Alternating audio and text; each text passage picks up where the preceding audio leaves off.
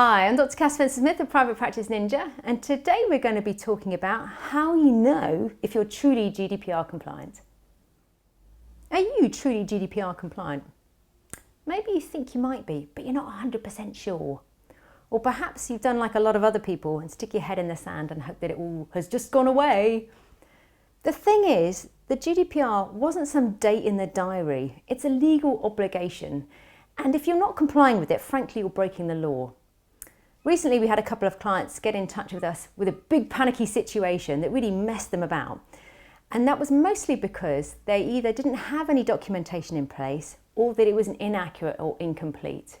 You only need one officious angry patient with a bit of legal savvy to kick off your very own GDPR nightmare, okay? You don't need that when you've got a very busy clinic full of other demanding patients.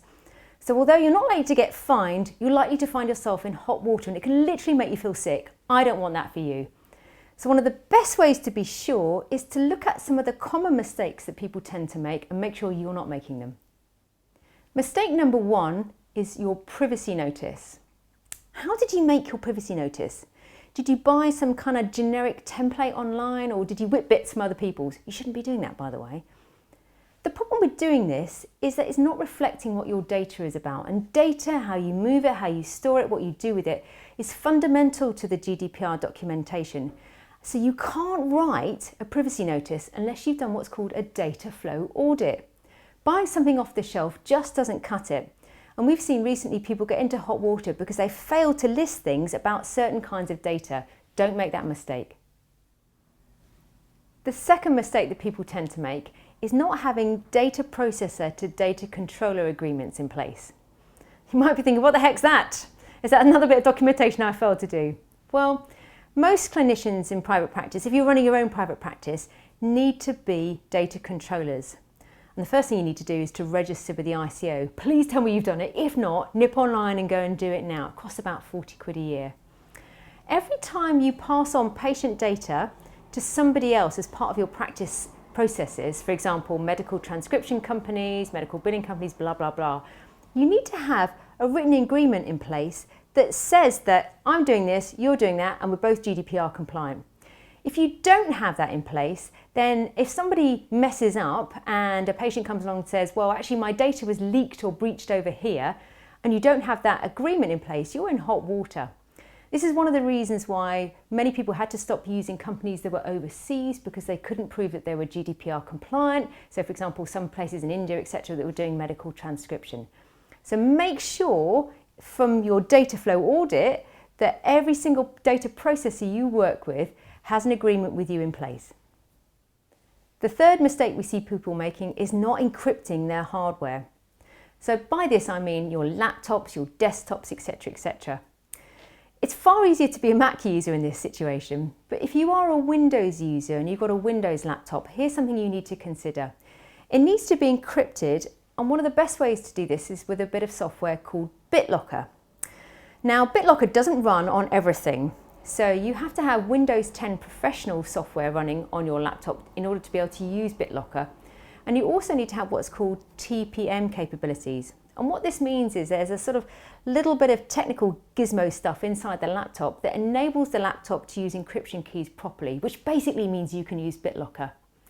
So if your laptop's a bit old or you're running a sort of Windows Home Edition level, you need to get a professional sort of business level laptop with TPM capabilities and install Windows 10 Professional so that you can make use of BitLocker.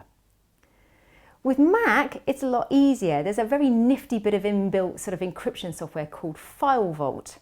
Now you might have this turned on, but you need to go check. So what you do is you go to the Apple icon and you find Systems and Preferences, and then you find Security, and then it will enable you to get to an area to do with File Vault. What you do is you unclick a sort of little padlock symbol, you put in your password and then click Turn on File Vault, and job done. Don't forget to shut the padlock afterwards.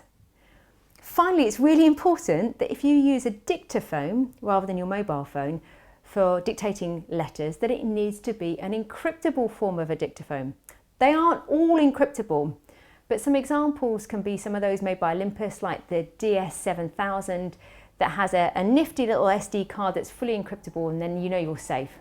It's always a good idea to delete files you've recorded that day once you've uploaded them to the person that needs them.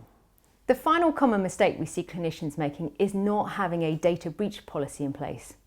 This is actually a really useful thing. It's not just one of those bits of documentation you want to pay lip service to.